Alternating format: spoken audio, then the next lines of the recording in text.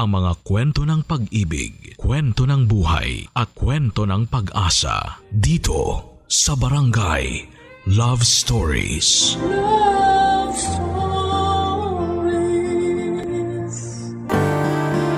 Mahirap pumasok sa isang relasyon na puro limitasyon ang nangingibabaw. Pwedeng pagsimulan nyo ng madalas na pag-aaway at hindi pagkakaunawaan. Ikaw, kabarangay, hanggang kailan ka dapat kakapit sa relasyon na walang kasiguraduhan?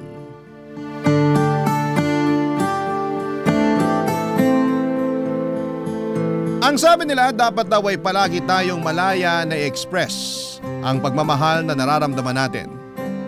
Hindi dapat nabibigyan ng limitasyon ng bawat galaw pagdating sa isang relasyon. Pero paano nga kung may sitwasyon na hindi natin kayang kontrolin at kailangan na lang nating sumunod sa kung saan patungo ang relasyon na meron tayo? Hanggang kailan nga ba tayo dapat maniwala sa salitang pagmamahal? Dear Papa Dudut, itago niyo na lamang po ako sa pangalang Maylene, 32 years old at nagtatrabaho bilang internal auditor sa isang kumpanya dito sa Alabang. Matagal na akong avid listener ng Barangay LS 97.1 at etong programa ninyo talaga ang pinaka-paborito ko sa lahat. May mga kwento ng buhay kasi kayong ine-ere na minsan ay nakaka-relate ako. Tapos ay naiiyak pa ako sa madramang parte. Mababaw din kasi ang luha ko at gustong gusto ko rin ng mga payo na ibinibigay ninyo sa inyong mga letter sender. Kaya naman kayo rin talagang naisipan kong sulatan para kwentuhan at hinga ng payo tungkol sa problema ko sa buhay. Pangalawa ako sa 5 magkakapatid at maagang nag-asawa ang panganay na kapatid namin, kaya hindi niya natapos ang kolehiyo. Ako naman nang magsimula sa college hanggang sa makapagtapos ay walang ibang inisip kung hindi ang responsibilidad ko bilang breadwinner ng pamilya. Wala na kasi akong tatay at ang nanay ko naman ay nagtatrabaho sa isang factory ng soft drinks, kaya hindi rin ganong kalaki ang kinikita niya. Nang makapagtrabaho na nga ako ay masyado akong nag-focus sa career at responsibilidad ko. Mabuti na lamang at naging maayos ang lahat sa pamilya namin hanggang sa napagtapos ko na ang 2 ko pang kapatid. Tinutulungan na rin nila ako noon sa mga gastusin sa bahay pati na rin sa pag-aaral ng bunso naming kapatid. Nang ma-promote ako sa trabaho at kinailangan ng magtrabaho at ma-assign sa ibang lugar ay umupa ako ng apartment na malapit sa opisina namin, Papa Dudut.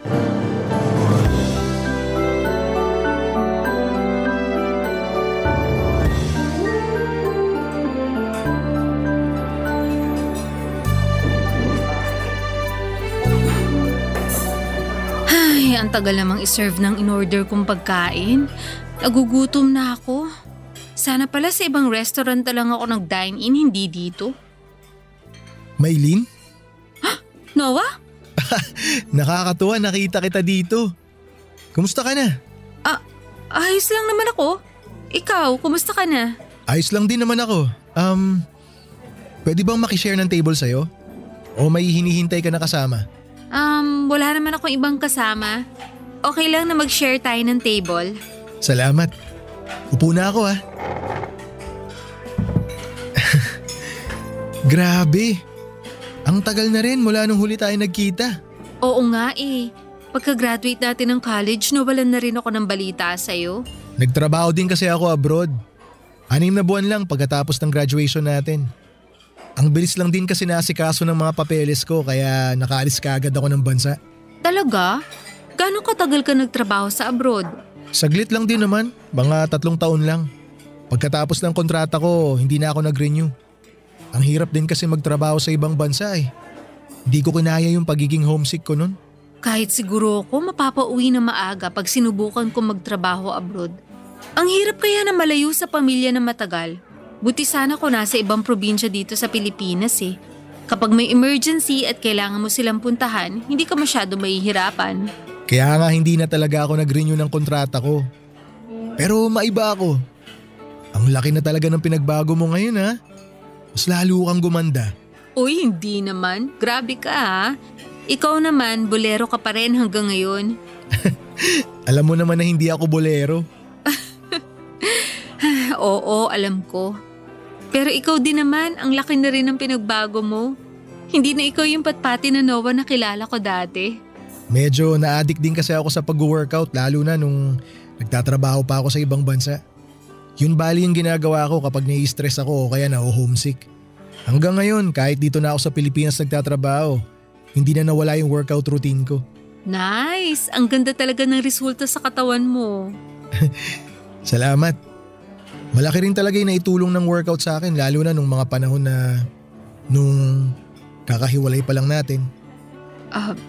Sorry Noah. Hindi rin naman naging madali sa akin yung hiwalayan natin eh. Matagal naman nang nangyari yun, tsaka mas naiintindihan ko na lahat ngayon na hindi na tayo mga estudyante. Ay, teka, bakit nga pala mag-isa ka ngayon dito sa restaurant? May kasama talaga dapat ako kaya lang hindi niya ako sinipot. Boyfriend mo? Naku hindi, wala akong boyfriend. Kaibigan ko kasama sa opisina. Ikaw, may kasama ka ngayon? Wala rin akong kasama na darating ngayon. Okay, mag-isa ka rin. Pero girlfriend meron? Wala akong girlfriend. Huwag kang mag-alala, single ako. Kaya walang mga away sa'yo kahit sino pang makakita sa ating dalawa dito sa resto. Papadudot ng makapagtapos ng pag-aaral ang dalawang kapatid ko at nakakatulong na sila sa mga gastusin sa bahay, doon na nagsimulang gumaan kahit paano ang buhay namin. Hindi na nga rin namin noon pinagtatrabaho sa factory si nanay kasi minsan na siyang inatake ng mild stroke sa trabaho. Mabuti na lamang at naisugod kaagad siya sa ospital at mabilis siyang nakarecover. Matapos nga po ang insidente ay nagkasundo kami. Nasa bahay na lamang siya. At nang magsimula na nga na gumaan ang buhay namin ay doon ko naisip na siguro'y oras na para sarili ko naman ang maging masaya. Si Noah nga pala ang first love ko. Pareho naming first time na pumasok noon sa isang relasyon. Magkaklase kami sa isang minor subject noong second year college hanggang sa maging magkaibigan kami.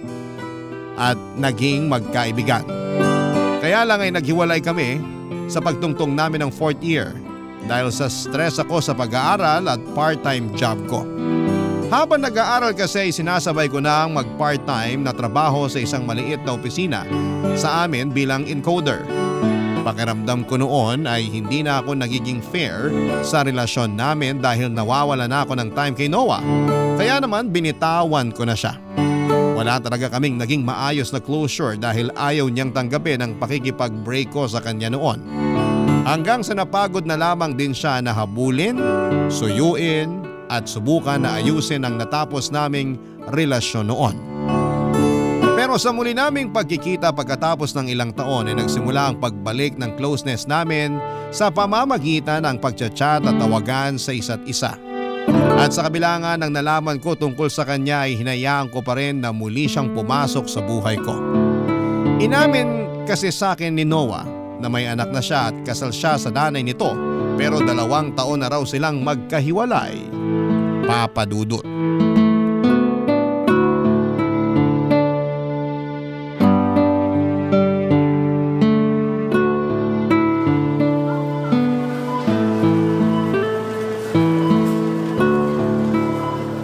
Uy, Maylene.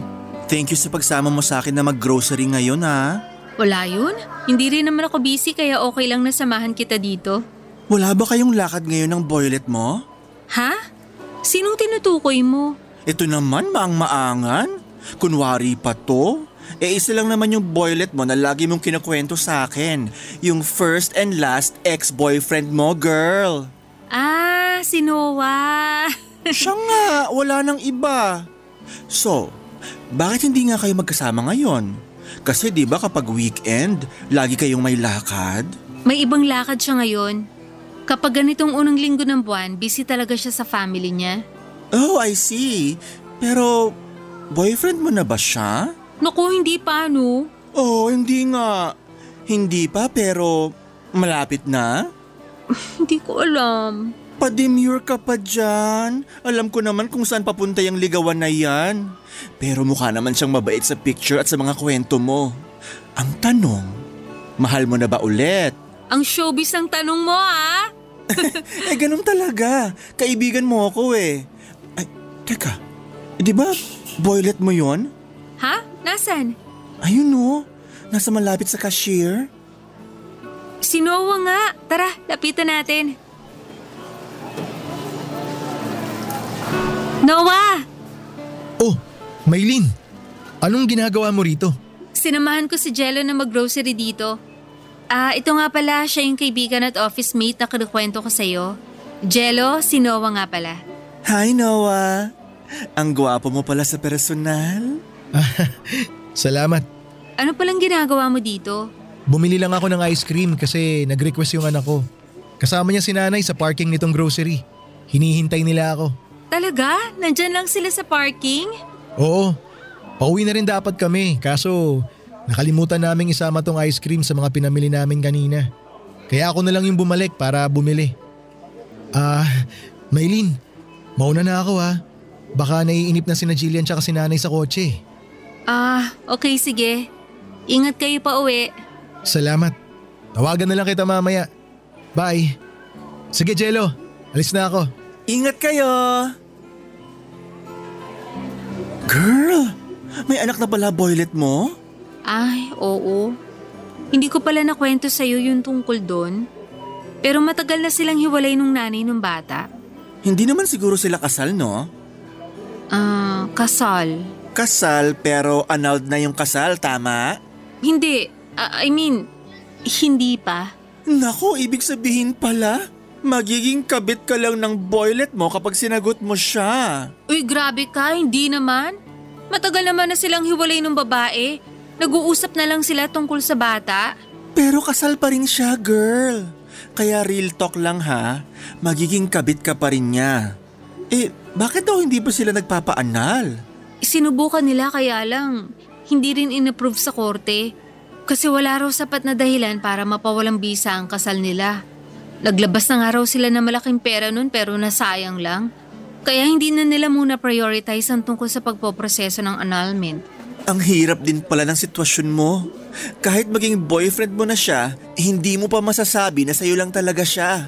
Kasi nakatali pa rin siya sa kasal nila nung nanay ng anak niya. Kaya, sorry ha. Pero sa mata ng iba, lalo na sa mga taong nakakakilala sa kanya, magiging kabit ka lang talaga ni Noah. Papadudot ikinasal si Noah sa ex-wife niyang si Faye noong ipinagbubuntis pa lamang nito ang anak nila bago pa man siya umalis ng bansa noon para magtrabaho. Ang sabi niya 2 buwan pa lamang silang magkarelasyon nang mabuntis niya ito kaya wala na siyang nagawa nang ipakasal silang dalawa ng mga magulang nila. Pero nang bumalik si Noah sa Pilipinas at muli silang nagsama bilang mag-asawa ay 2 taon lang ang itinagal noon. Noong naramdaman nilang dapat nang tapusin ang namamagitan sa kanila. Hindi raw kasi talaga sila magkasundo kaya nagdesisyon na silang maghiwalay. Pagkatapos nga ng ilang pagchat-chat at tawagan na ginawa namin nila Noah ay nagkasundo kaming magkita o sabihin na nating mag-date. Sa unang date namin papadudot ay puro tungkol sa nakaraan ang napagkwentuhan naming dalawa. Hanggang sa napunta nga sa natapos naming relasyon. Sinabi ni Noah na hanggang sa mga oras na yon ay mahal niya pa rin ako. At ako raw ang first love niya. Humingi siya ng isa pang pagkakataon para sa aming dalawa at sinabi ko naman na handa akong ibigay yon. Pero wag muna kaming magmadali. Marami na rin ang nagbago sa aming dalawa sa muling pagtatagpo ng landas namin papadudot. Pero nang bigyan ko ng pagkakataon na muli naming makilala ang bagong version ng isa't isa, alam ko na hindi yon magiging madali para sa amin. Lalo na nga papadudot at kahit hiwalay na si Noah sa nanay ng anak niya. Nananatili pa rin siyang nakatali dito dahil hindi pa napapawalang bisa ang kasal nilang dalawa ng mga panahong yon. Papadudot. Barangay Love Stories. Barangay Love Stories.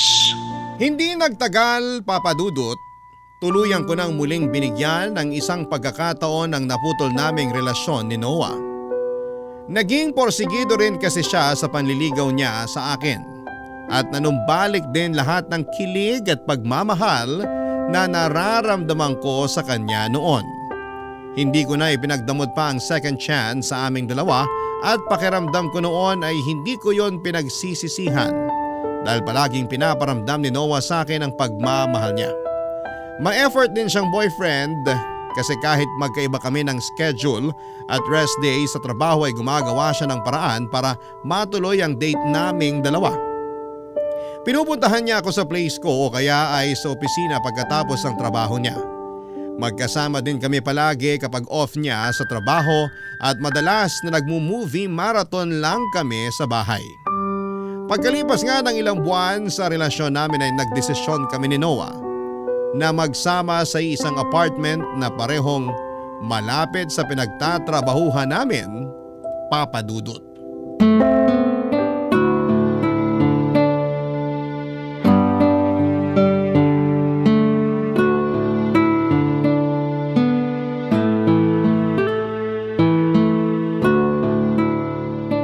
Ang konti lang pala ng dala mong gamit dito sa nilipatan yung bahay ni Noah. Hindi naman kalakihan tong titirhan namin, kaya hindi na ako masyado nagdala ng maraming gamit. Uy, malaki na ang bahay na to para sa 2 tao, no? May second floor at terrace pa. Tapos ang luwag pa ng garahe sa labas. Ang swerte nga namin eh, kasi ang mura lang ng upa rito. Balik kakilala ni Noah yung may-ari nito na nakatira na ngayon sa ibang bansa. Kaya sa rawalang tumira at pamahayan pa ng mga kung ano-ano, pinaupan na lang sa amin para maalagaan na rin. Ang swerte nyo nga. Sakto na to sa inyo kahit magkaanak pa kayo ng 5. Anong anak ang pinagsasasabi mo? 5 pa talaga ah? Girl, magsasama na kayo sa iisang bahay na parang mag-asawa ng boyfriend mo. Kaya hindi imposible na mangyari yun. Pero wala pa naman yun sa plano namin eh. Ni hindi nga namin yung pinag-uusapan. Matanong ko lang, gumagamit ba kayo ng proteksyon kapag, alam mo na? Madalas oo, pero may mga oras na hindi. Kita mo na? Kaya posible pa rin na makabuo kayo, lalo na ngayon na magsasama na kayong 2. Kung mangyari man yun, wala naman ako nakikitang masama. Sabi mo nga, magsasama na kami na para mag-asawa. Magsasama na kayo na parang mag-asawa kahit alam natin na may asawa pa rin siyang iba. Jello, mapupunta na naman ba sa topic na yun yung usapan? Sabi ko naman sa'yo matagal na silang hiwalay ni Faye. Hindi lang talaga nila priority na i-process ang annulment sa ngayon. Hindi sa ayaw nilang mapawalang bisa yung kasal nila. Ayaw lang muna nila maglabas ng malaking pera. Sorry na open ko pa ulit yung tungkol doon. Sa totoo lang kasi, ako yung medyo nahihirapan sa sitwasyon mo kaya ayun, di ko mapigilan sarili ko na magsalita tungkol doon. Maiba ako, kumusta ba kayo ng anak ni Noah? Hindi ko pa nakikilala o nakikita ng personal yung anak niya, pati yung nanay niya. Ano? Talaga ba? Oo. Girl, halos 1 taon na kayo ng boyfriend mo at eto na nga, magsasama na kayo pero hindi ka pa niya na ipapakilala sa pamilya niya? Ay, oo nga. Paulit-ulit. Sorry naman, nagulat lang talaga ako. Akala ko may meet and greet with the fam nang naganap. Hindi naman na kasi kayo mga bata para hindi ka pa niya ipakilala sa pamilya niya. Wala pa nga nangyayari na ganun kasi ang sabi niya, ayaw pa raw ni Faye na may makilalang ibang babae ang anak nila. Ayaw niya kasi umaasa pa siya magkakabalikan pa sila ni Noah? Hindi naman sa ganun. Siguro kasi ayaw niya lang mabigla yung bata. Kung si Noah lang ang masusunod, matagal na raw niya akong gustong ipakilala sa anak niya. Pero syempre, bilang respeto sa nanay ng bata, nagkasundo sila na wag na lang muna. Bakit naman kahit sa nanay ni Noah hindi ka pa maipakilala? Conservative at religious kasi yung nanay niya. Tsaka hanggang ngayon, umaasa pa rin na magkakabalikan pa sina Noah at ex-wife niya. Naniniwala daw siya na ang 2 taong pinagbuklod ng simbahan hindi kailanman dapat na paghiwalayan ng sinumang tao o anumang dahilan. Grabe girl, ako ang nahihirapan sa sitwasyon mo. Pero alam ko naman na masaya ka at sigurado ako na mahal ka ni Noah. Kaya susuportahan ko pa rin mga desisyon na ginagawa mo para sa ikagaganda ng relasyon nyo.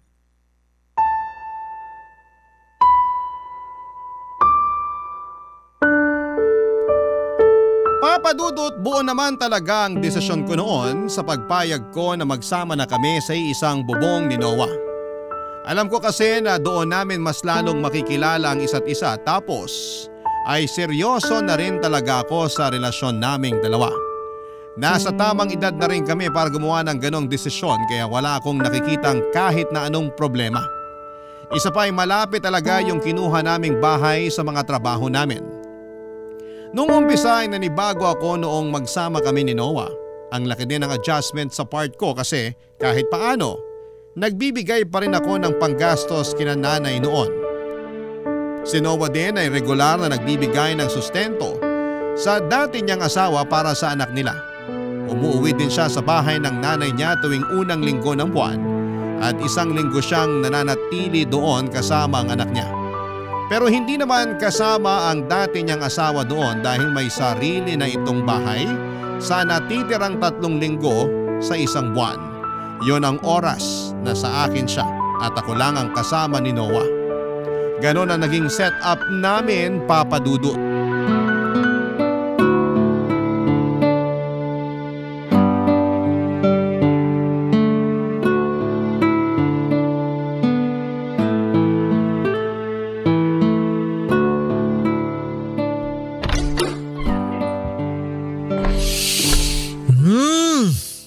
Bango naman ang naaamoy ko. Be, nakauwi ka na pala. Sorry kung medyo na-late ako ha. Na-traffic na naman ako. Okay lang. Friday kasi ngayon kaya traffic talaga. Mabuti na nga lang rest day ko tuwing Biyernes. Kaya hindi ko na-experience yung ganyan traffic. Naiinggit nga ako sa rest day mo eh. Friday at Saturday. Sana nga hindi na magbagong schedule ko hanggang katapusan ng taon eh. Ang hirap pa naman mag-adjust ng gising kapag biglang nagpalit. Hindi na magbabago yan. Sure ako hanggang matapos ang taon, same pa rin sked mo. Tsaka di ba sabi mo, kapag maganda ang performance mo sa trabaho, mas nauuna ka makapili ng magiging schedule ng shift mo? Oo, ganun nga ang setup sa amin. Pero may mga pagkakataon din na nauunahan ako ng ibang may mas magandang performance at attendance sa trabaho. Maupo ka na pala dyan. Patapos na rin ako dito sa niluluto kong chicken and pork adobo. Sabi ko na favorite ko yung naaamoy ko eh. Masisira na naman diet ko nito. Di ba ang usapan tuwing Biyernes walang magda-diet? Ay, oo nga pala. Babawiin ko na lang sa workout ko to bukas bago ako pumasok sa trabaho. Upo na ako ah. Sige lang. Napagod ako sa pagdadrive kanina. Kumuha ka na rin ng kanin mo kasi mainit-init pa yan. Yun, mapaparami talaga kain ko nito. Ready na tong adobo. Ilalagay ko na dyan sa mesa. Lalo akong nagugutom, partida ha. Amoy pa lang yan ang adobo mo. Siguraduhin mo lang na itataob mo yung kaldera natin ha. Sinarapan ko talaga tong luto ko. Salamat be ha. Buti na lang konti lang kinain ko nung lunch namin kanina. Pero be, hindi talaga ako makaget over. Amoy pa lang kasi talaga nitong niluto mo, alam kong sobrang sarap na eh. Ikaw kaya ang reyna pagdating sa chicken and pork adobo? Tuwing nagluluto kasi ako, lagi kong nilalagyan ng secret ingredient. Ano bang secret ingredient ang nilalagay mo, be? 2 galon ng 100% na pagmamahal ko. Kaya naman pala sobrang sarap talaga eh. Tamang-tama yung timpla tapos yung karne napakalambot. Sigurado ako kapag natikman to ng anak ko, magugustuhan niya rin to. Pareho kami ng paboritong ulam nun eh. Ang dami palang namana sa iyo ng anak mo, no? Oo, be. Bukod sa kamukha ko siya, marami rin kaming pagkakatulad pagdating sa ugali. Mukhang magkakasundo rin kaming dalawa. Halos pareho lang din tayo ng ugali eh. Kailan mo pala ako balak ipakilala sa kanya? Darating din tayo dyan. Hinihintay ko lang na pumayag si Faye na makilala ka nung bata. Huwag kang mag-alala. Medyo nakukwento naman na kita sa kanya eh. Talaga? Oo.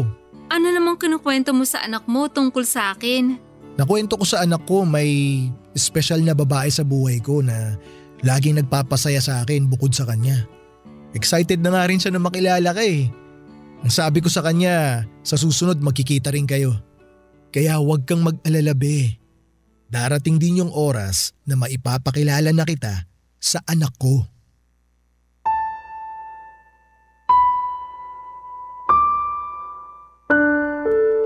Papa Papadudot, pakiramdam ko noon ay hindi pa talaga ako tuluyang nakakapasok sa buhay ni Noah. Oo, magkasama na kami sa isang bubong at para bang mag-asawa na rin ang turingan. Pero kasi ni minsan ay hindi niya pa ako napakilala sa anak o sa nanay niya. Ang sabi pa ni Noah, ayaw pa rin ng dati niyang asawa na ipakilala ang bata sa bago niyang karelasyon. Ayaw daw nito na makakilala basta-basta ang bata ng kung sino lang na babae sa buhay niya. In-explain naman ni Noah kay Faye na hindi ako basta sino lang sa buhay niya. Pero sa huli nirespeto niya pa rin ang desisyon nito na huwag muna akong ipakilala sa anak nila bilang bagong karelasyon niya. Bukod sa anak ni Noah ay hindi ko pa rin noon nakikilala ang nanay niya.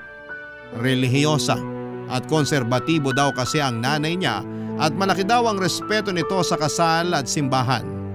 Para sa nanay ni Noah, sagrado ang kasal at malaking kasalanan kung tuluyang mapapasawalang bisa ang kasal nila.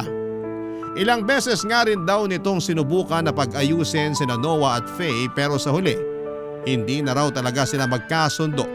Kaya pareho na silang nagdesisyon na huwag nang magkabalikan, Papadudot. Barangay Love Stories. Barangay Love Stories. Papadudot, sinubukan naman daw ni Noah at Faye noon na mag-file ng annulment para tuluyang mapawalang bisa ang kasal nila. Pero na-deny lamang yon sa korte dahil hindi raw naging sapat ang rason nila para maaprubahan ang annulment nila.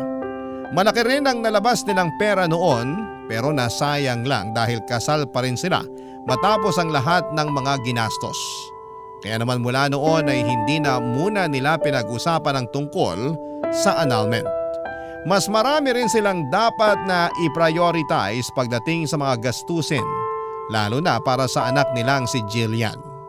At bago rin ako nagdesisyon noon na sagutin si Noah, ilang beses kong pinag-isipan ang magiging lugar ko sa buhay niya. Bukod sa kasal pa siya sa dati niyang asawa ay wala naman akong masyadong naging problema sa kanya dahil halos lahat ng bagay ay napagkakasunduan naming dalawa. Kaya naman hindi ko na rin napansin noon na lumipas na ang mahigit na 3 taon sa relasyon naming dalawa. At sa paglipas ng panahon ay doon na ako nagsimula na maghanap sa relasyon naming dalawa. Doon ko na napansin na para bang may mali na sa setup namin ni Noah.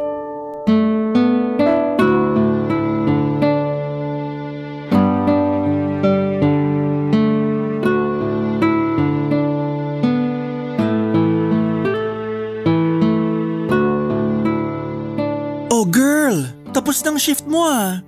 Bakit nandito ka pa sa office? Hinihintay ko yung tawag ni Noah eh. Mag-grocery kasi kami dapat ngayon bago umuwi ng bahay. Unang linggo nga pala ngayon ng buwan, kaya nakaschedule siya ron sa anak niya. Oo, pero dahil Sunday na ngayon, ihahatid niya na lang dun sa bahay ni Faye yung bata bago niya ako puntahan dito sa opisina. Nung Monday pa sila magkasama ng anak niya dun sa bahay ng nanay niya. Upo na nga muna ako dito sa tabi mo. Sabay na ako sa'yo paglabas mamaya pagdating ni Noah. Tumatawag si Noah. Sagutin ko lang saglit to ah. Sige lang girl. Hello, Be? Nasaan ka na? Be, sorry. Ngayon lang ako nakatawag. Papunta na ako dyan. Papunta ka pa lang? Oo, kasi kakahatid ko lang kay Jillian sa bahay ni Faye. Diba kanina ka pa nag-chat sa akin na on the way na kayo ni Jillian sa bahay niya? Oo. Ibig sabihin ba, nagtagal ka pa sa bahay niya kanina? Hindi be, hindi ako nagtagal. Saglit lang kami ni Jillian doon. Bago kasi kami makarating sa bahay ni Faye, may nadaanan kaming bagong bukas na coffee shop. Gusto ni Jillian na dumaan muna kami ron. Nag-take out lang kami kasi nga may lakad pa tayong dalawa. Umorder kayo ng pagkain para may pasalubong ka sa ex-wife mo. Pasalubong ni Jillian yun sa mami niya. Kaya wag ka na mag-isip ng kung ano-ano dyan. O sige na, basta papunta na ako. Hintayin mo na lang ako. Ano pa bang magagawa ko? Mag-ingat ka sa pagdadrive. Bye. Bye.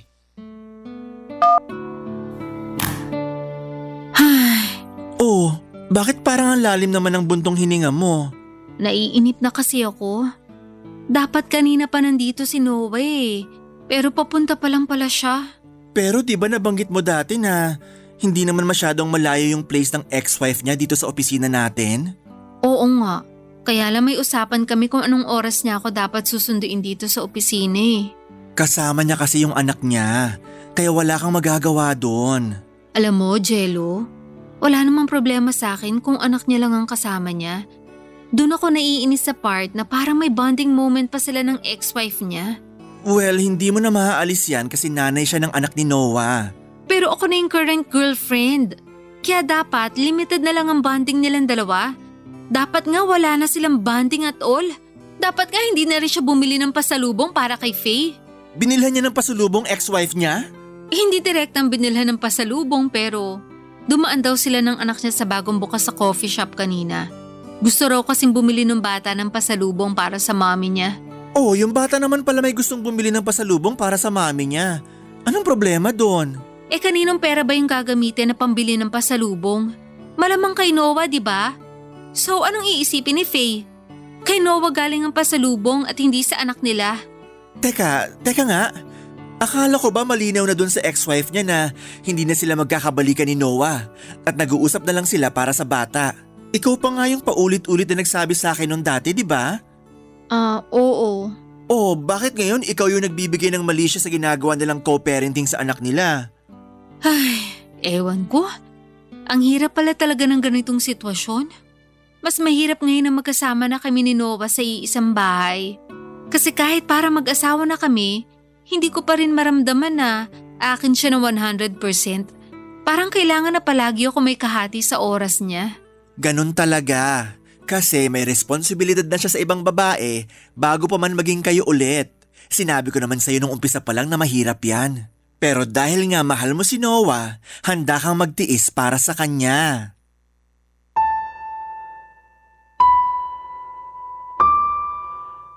Papadudot, aaminin ko na kahit 3 taon na kami ni Noah noon at ilang taon na rin silang hiwalay ng dati niyang asawa ay nagsiselos pa rin ako ng mga panahon na yon. Lalo na kapag nandoon ang boyfriend ko sa bahay ng nanay niya kasama ang anak niya. Nung umpisa ng pagsasama namin ay medyo nag-overthink pa ako na baka matagal silang magkasama sa bahay ni Faye. Si Noah kasi ang susundo sa anak niya mula sa bahay nito para sabay na sila ng bata na umuwi sa bahay ng nanay ni Noah. Lahat yon ay inoorasan ko talaga para malaman kung gaano katagal siyang nagstay sa bahay ng dati niyang asawa. Noong umpisa dahil nagsiselos talaga ako kapag tapos na ang 1 linggo ay uuwi siya sa bahay na malamig ang pakikitungo ko sa kanya. Ang hirap kasing itago at kimkimin ang selos hanggang sa namamanhid na lamang ako at makasanayan namin ang ganong setup ng relasyon naming dalawa ni Noah. Kagaya nga ng sinabi ni Jello, ginusto ko rin naman ang ganong sitwasyon at tinanggap ko kung anumang responsibilidad meron si Noah, papadudot.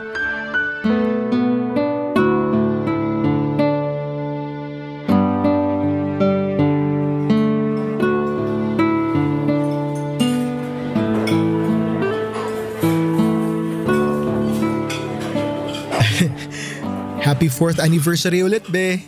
Happy 4th anniversary. Thank you sa pagdala mo sa akin dito sa restaurant na to Na-enjoy mo ba yung mga pagkain? Sobra. Lalo na yung steak kanina. Grabe, dito lang ako nakatikim ng ganung kasarap na luto ng steak. Sabi ko naman sa'yo magugustuhan mo dito eh. Alam na alam mo talaga kung anong pagkain ang gusto ko.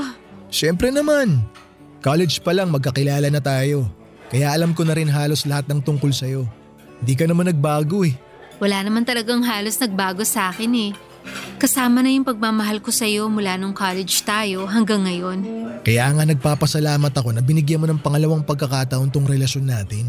Naramdaman ko kasi na mahal pa rin kita kahit ilang taon na yung lumipas mula nung maghiwalay tayo. Kaya hindi ko na sinayang yung pagkakataon na madugtungan ng kwento nating dalawa. Thank you talaga, Bea. At gaya nga ng pangako ko sa'yo noon, hinding-hindi ko sasayangin tong pagkakataon na binigay mo sa akin.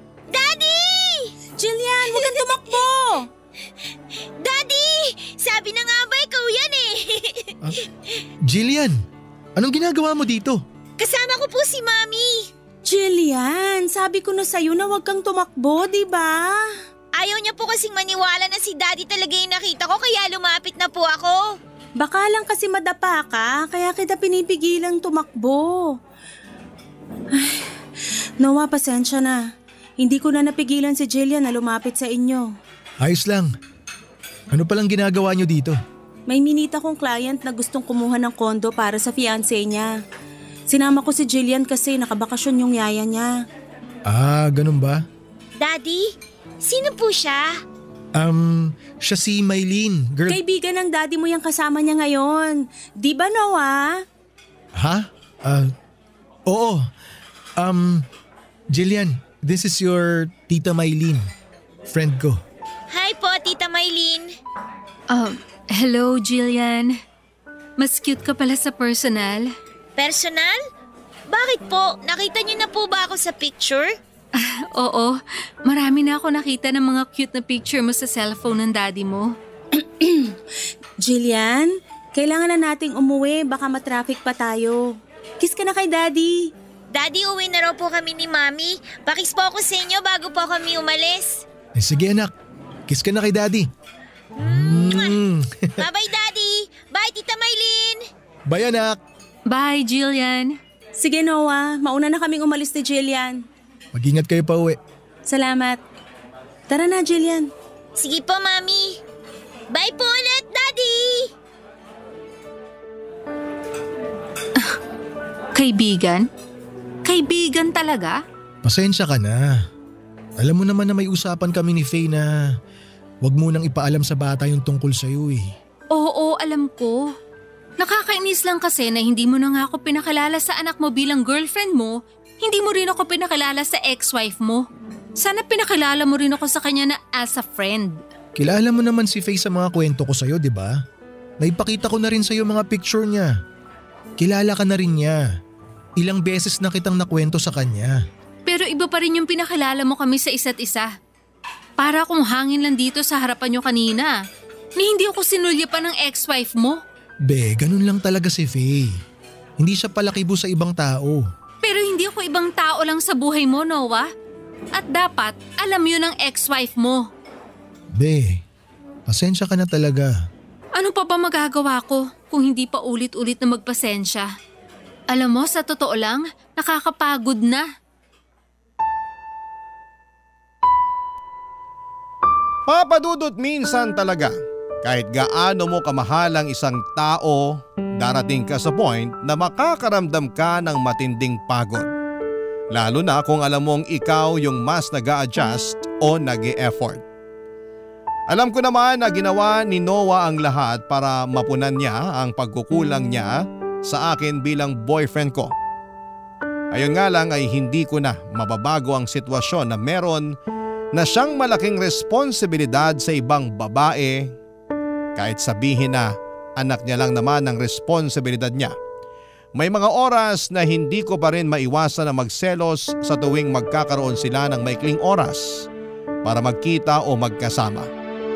Oo, anak na lang naman nila ang namamagitan sa kanila pero malalim ang pinagsamahan nila. Kaya may selos at takot pa rin akong nararamdaman. Nagkaayos din naman kami pagkatapos ng pagtatalo na yon sa resto noong 4th anniversary dinner namin. At kahit paano ay naramdaman ko ang lalong paglalambing sa akin ni Noah. Siguro kasi alam niya na hindi rin talaga madali ang sitwasyon ko. Imagine 3 taon na kaming magkarelasyon pero hindi ko pa nakikilala ang nanay niya o ang anak niya. May parte sa sarili ko na parang hindi pa talaga ako parte ng buhay niya. Para bang nakasabit lamang ako. At minsan ay nasasaktan ako kapag may ibang tao na nagsasabi sa akin na kabit lang ako ni Noah. Kasi nga hanggang sa mga oras na ito ay may bisa pa rin ang kasal nila. Ilang beses lang naming pinag-usapan ang tungkol sa annulment nila at nauwi yon sa pagtatalo. Ang dating kasi ay pinipilit ko siyang asikasuhin ang annulment pero dahil nga sa malaking gastos ay hindi niya priority na gawin ang bagay na yon kaya naiinis ako. Ito talaga ang dahilan kung bakit po ako sumulat sa Barangay Love Stories dahil nahihirapan na ako sa relasyon naming dalawa. Kagaya nga ng nabanggit ko kanina ay hindi ko pa rin maalis sa sarili ko ang magselos at matakot na baka muling magkaayos si Noah at ang dati niyang asawa. Dahil ang alam ko ay single pa rin si Faye hanggang sa ngayon. Natatakot po ako na mapunta sa walang relasyon namin na sobrang iniingatan at pinaglalaban ko. Pero dapat pa nga ba akong kumapit o dapat ko nang bitawan ang lalaki na pakiramdam ko ay wala naman akong balak na pakasalan kahit na kailan. Ngayon pa lamang Papa Dudut ay nagpapasalamat na ako sa payong maibibigay ninyo sa akin at ng ating mga kabarangay. Hanggang dito na lamang din po ang sulat ko. Ang inyong forever kapuso at kabarangay, Mylene. Barangay Love Stories. Barangay Love Stories. Nalilito pa rin sa life ang ating kabarangay. Ano kaya ang maipapayo mo sa kanya? Ibahagi mo yan sa ating comment section para mabasa rin niya. Nagustuhan ng iyong napakinggan? Ituloy yan via live stream sa www.gmanetwork.com/radio. Barangay LS 97.1